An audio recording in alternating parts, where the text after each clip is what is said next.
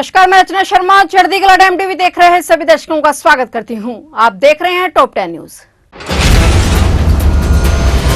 प्रधानमंत्री नरेंद्र मोदी ने कहा कि भारत हर आतंकी का करारा जवाब देगा। उसका समय, जवाब देने का तरीका और जवाब देने की शर्तें हमारी सेनाएं खुद तय करेंगी। दूसरा, भारत अब एटम बम की गिदड़ भभकी से डरेगा नहीं और न ही उसके आधार पर कोई फैसला लेगा। आतंकियों के आका और आतंकी सरपरस्त सरकार को भारत एक ही नजर से देखेगा। अगर मैं सीधे सीधे कानपुरिया में कहूं तो दुश्मन कहीं भी हो, होंक दिया जाएगा। प्रधानमंत्री नरेंद्र मोदी ने आज कानपुर में बटन दबाकर प्रदेश की 47,600 करोड़ की 15 बड़ी परियोजनाओं का लोकार्पण और शिलान्यास किया। वहीं प्रधानमंत्री नरेंद्र मोदी ने हरी झंडी दिखाकर कानपुर मेट्रो रेल परियोजना के द्वितीय चरण का भी शुभारंभ किया। इस दौरान मुख्यमंत्री योगी आदित्यनाथ वहां मौजूद रहे। मुख्यमंत्री योगी ने सरकार की उपलब्धियों और आज के कार्यक्रम के बारे में जानकारी दी।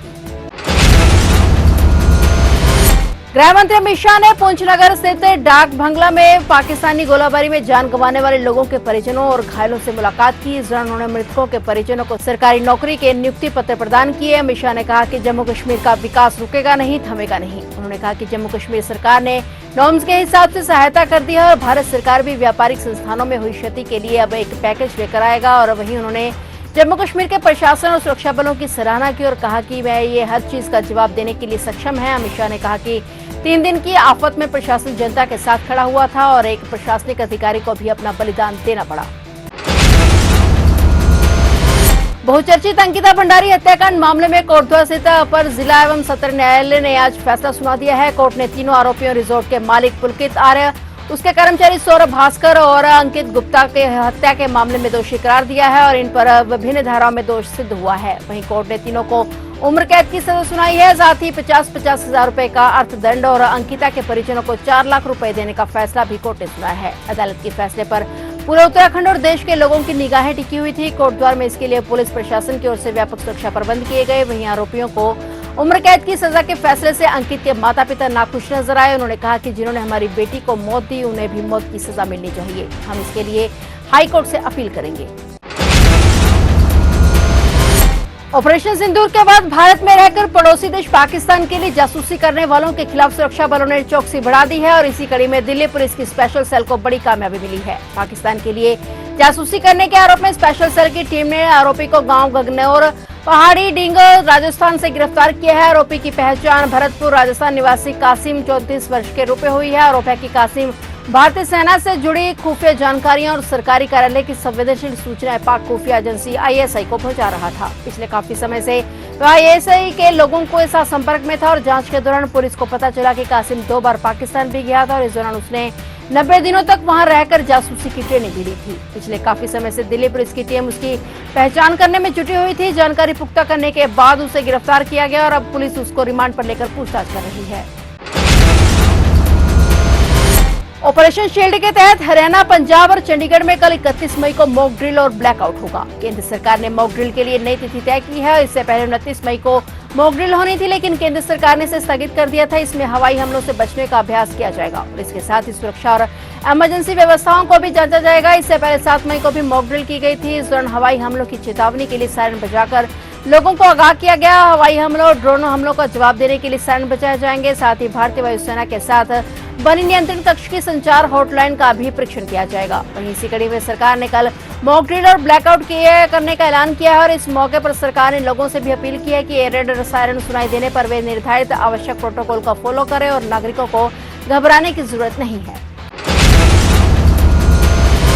पंचकुला में एक ही परिवार के 7 लोगों ने जहर खाकर आत्महत्या कर ली थी। मामले में बागेश्वर धाम की चर्चा के बीच अब बागेश्वर धाम के पीठाधीश्वर धीरेन्द्र शास्त्री ने प्रेस कॉन्फ्रेंस कर पंचकुला में हुई इस पूरे परिवार की आत्महत्या के मामले पर चुप्पी तोड़ी है। धीरेन्द्र शास्त्री ने प्रेस कॉन्फ्रेंस कर कहा कि 7 लोगों की दर्दनाक मौत हो गई और इस घटना को कथास्थल से जोड़ा गया। कहा गया कि पंचकुला सेक्टर 5 में कथास्थल से मृतक परिवार कथा सुनकर गया था, जबकि उनकी मौत शाम 7:30 से 10 बजे के बीच में हुई है। उन्होंने कहा कि इस मामले में पंचकुला पुलिस से भी उन्होंने सारी जानकारी ली है, जिसके बाद उन्होंने प्रेस कॉन्फ्रेंस की है और धीरेन्द्र शास्त्री ने पत्रकारों को बताया कि आत्महत्या करने वाला परिवार कथा सुनने पहुंचा ही नहीं था।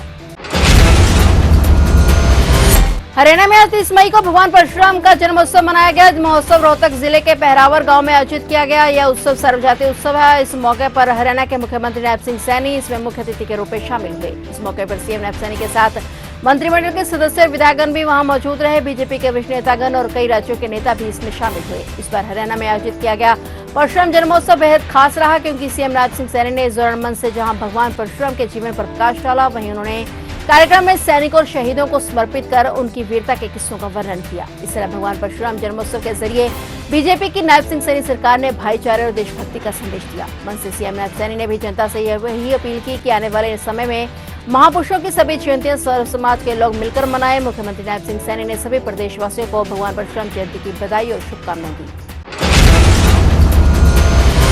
उत्तर प्रदेश के मुख्यमंत्री योगी आदित्यनाथ की उपस्थिति में राज्य सरकार और ऑस्ट्रेलिया की प्रतिष्ठित मोनाश यूनिवर्सिटी के बीच एक महत्वपूर्ण समझौता ज्ञापन पर हस्ताक्षर किए गए। यह एमओयू प्रदेश के बेसिक, माध्यमिक और उच्च शिक्षण संस्थानों में अध्ययनरत छात्रों और अध्यापनरत शिक्षकों के लिए शोध, अनुसंधान, प्रशिक्षित और तकनीकी सहयोग के माध्यम से शिक्षा की गुणवत्ता को एक नई ऊंचाई देगा। इस अवसर पर मुख्यमंत्री योगी आदित्यनाथ ने कहा कि उत्तर प्रदेश सरकार शिक्षा को केवल डिग्री अर्जन का माध्यम नहीं बल्कि राज्य के समस्त विकास की धुरी मानती है। उन्होंने कहा कि यह साझेदारी राज्य के शिक्षा तंत्र में गुणवत्ता, नवाचार और वैश्विक दृष्टिकोण का समावेश करेगी और युवाओं को विश्व स्तरीय प्रतिस्पर्धा के लिए तैयार करने में सहायक सिद्ध होगी। सीएम योगी ने कहा कि इस एमओयू को नई राष्ट्रीय शिक्षा नीति 2020 की भावना के अनुरूप बताते हुए कहा कि यह बहुआयामी अधिगम, कौशल विकास और अंतर्राष्ट्रीय सहयोग को गति देगा। उन्होंने वेस्टर्न सिडनी यूनिवर्सिटी के साथ प्रदेश की पूर्व सहभागिता को उल्लेख करते हुए कहा कि मोनाश यूनिवर्सिटी के साथ यह गठबंधन शिक्षा के वैश्विक मानकों की ओर बड़ा कदम है और इस सहयोग का केंद्र गौतम बुद्ध विश्वविद्यालय होगा और जो कि इस साझेदारी को धरातल पर उतारने में अहम भूमिका निभाएगा।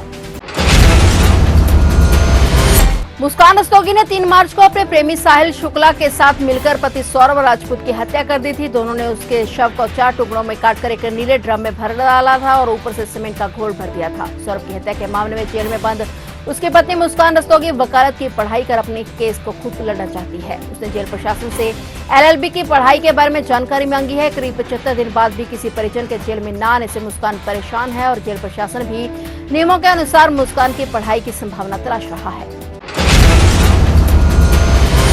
जौनपुर के बक्सर थाना क्षेत्र के शिव गुलामगंज हाईवे पर हिम्मत बस सर्विस की प्राइवेट बस जौनपुर जा रही थी और डिवाइडर से टकराकर अनियंत्रित होकर बस पलटने से 5 लोगों की दर्दनाक मौत हो गई। वहीं 15 लोग घायल हो गए। घटना से मौके पर अफरा तफरी मच गई और जानकारी के मुताबिक हादसा आज बस जौनपुर की तरफ जा रही थी तब हुआ और अपनी लेन से दूसरी पट्टी पर जाते समय हादसा हुआ। सूचना पर पहुंचे थानाध्यक्ष विक्रम लक्ष्मण सिंह ने थाने की पुलिस और गांव वालों को मदद से घायलों को निकालकर अस्पताल भिजवाया और हादसे में 5 यात्रियों जिनमें 2 पुरुषों और 3 महिलाओं की मौके पर ही मौत हो गई जबकि 15 यात्री घायल हो गए। वहीं 5 की हालत गंभीर है। उत्तर प्रदेश के मुख्यमंत्री योगी आदित्यनाथ ने भी जौनपुर में हुए सड़क हादसे का संज्ञान लिया है। उन्होंने मृतकों के शोक संतप्त परिजनों के प्रति संवेदना व्यक्त की। मुख्यमंत्री ने जिला प्रशासन के अधिकारियों को मौके पर पहुंचकर राहत कार्य में तेजी लाने और घायलों को तत्काल अस्पताल पहुंचाकर उनके समुचित उपचार के निर्देश दिए हैं। साथ ही घायलों के शीघ्र स्वास्थ्य होने की कामना की है।